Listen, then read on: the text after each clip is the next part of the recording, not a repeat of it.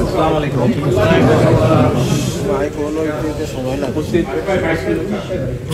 মুসলিমবৃন্দ, আপনারা এর মধ্যেই শুনেছেন এবং আপনারা জানেন যে আজকে আমরা এখানে একত্রিত হয়েছি। আমার ছোট ভাই আরাফাত রহমান কোকো তার 10ম মৃত্যুবার্ষিকী উপলক্ষে যুক্তরাজ্য বিএনপি মিলাদ মাহফিলের আয়োজন করেছেন। সেই মিলাদ মাহফিলে আমরা সকলে উপস্থিত হয়েছি। প্রিয় মুসলিমবৃন্দ, আপনাদের সকলকে আমি যেমন অনুরোধ করব, আজকে আমার ছোট ভাইয়ের মৃত্যুবার্ষিকীর উপলক্ষে তার জন্য, তার আত্মার জন্য দোয়া করার জন্য, একই সাথে আমরা যারা এখানে উপস্থিত হয়েছি আমরা অনেকেই রাজনীতি করি বাংলাদেশ জাতীয়তাবাদী দলের। এর বাইরেও মুসলিমবৃন্দ উপস্থিত আছেন যারা দেশনেত্রী খালেদা জিয়াকে একজন নেত্রী হিসাবে পছন্দ করেন। এর বাইরে যারা বিভিন্ন মাধ্যমে, ইন্টারনেটের মাধ্যমে দেখতে পাচ্ছেন, সকলের কাছে আমি অনুরোধ করব যে আমার মা দেশনেত্রী খালেদা জিয়া চিকিৎসার জন্য এসেছেন, তার সুস্থতার জন্য দয়া করে আপনারা দোয়া করবেন। একই সাথে আপনাদের কাছে আমার অনুরোধ থাকবে যে দেখুন, গত 5 তারিখের পরে, 5ই আগস্টের পরে 5 তারিখে যেই রাজনৈতিক পরিবর্তন হয়েছে বাংলাদেশে, তারপরে বাংলাদেশের মানুষ এমন একটি বাংলাদেশের প্রত্যাশা করছে যেখানে মানুষের অনেক কিছু প্রত্যাশা হয়তো পর্যায়ক্রমিকভাবে সাধারণ মানুষের যে চিন্তা ভাবনা দেশ নিয়ে, সেরকম একটি দেশ আমরা গঠন করতে সক্ষম হব। দেশ 1971 সালে বাংলাদেশের মানুষ, মুক্তিযোদ্ধারা যুদ্ধ করে স্বাধীন করেছেন। আপনাদের কাছে আমার অনুরোধ থাকবে যে আসুন, যেই বাংলাদেশ স্বাধীন করার জন্য যে মানুষগুলো জান কোরবান করেছেন তাদেরকেও আমরা আমাদের দোয়ায় আজকে সামিল রাখবো।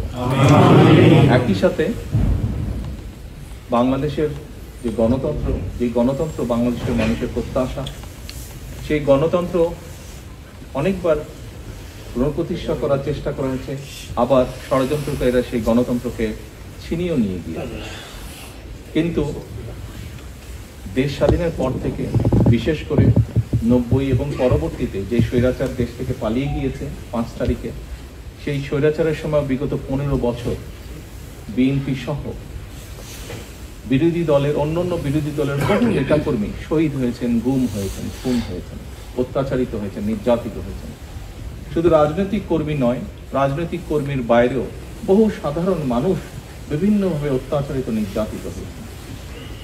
এর বাইরে বিগত জুলাই আগস্টের আন্দোলনের সময় বহু মানুষ, দল মত নির্বিশেষে বহু মানুষ শহীদ হয়েছে। প্রায় 2000-এর মতন মানুষকে হত্যা করেছিল পালিয়ে যাওয়া যে স্বৈরাচার তারা।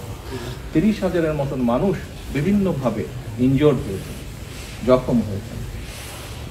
আসুন আমরা আজকে এই সকল শহীদ এবং সকল অত্যাচারিত, নির্যাতিত মানুষের জন্য হাত তুলে আল্লাহর দরবারে দোয়া করব, দল মত নির্বিশেষে, সে যে দলেরই হোক না কেন। একই সাথে আমরা আল্লাহর কাছে চাইবো আজকে হাত তুলে যে প্রত্যাশা নিয়ে বাংলাদেশের মানুষ নিজের দেশকে একটি ভালো জায়গায় দেখার জন্য ভবিষ্যতের দিকে তাকিয়ে আছে, আল্লাহ যাতে আমাদেরকে সেই তৌফিক দেন। আমরা যারা বেঁচে আছি, আমরা যাতে প্রত্যেকে সেই বাংলাদেশের মানুষের প্রত্যাশিত দেশ গড়ে তোলার ক্ষেত্রে অবদান রাখতে পারি। পরিশেষে আসুন, দেশের মানুষ, দেশ সকলের জন্য আমরা যাতে আজকে দোয়া করি, সেই অনুরোধ জানিয়ে আমার বক্তব্য শেষ করছি। আমরা বিশেষ দোয়াতে যাব। আমরা একটা জিনিস যেটা সবাই, আমাদের চেয়ারম্যান সাহেবের যে মেসেজটা, এটা আপনারা জানিয়ে দেবেন এবং ম্যাডামের পার্সোনাল 3 জন স্টাফ একটু পরিচয় না করে দিলে আমাদের মধ্যে কৃপণতা হয়ে যাবে। আমাদের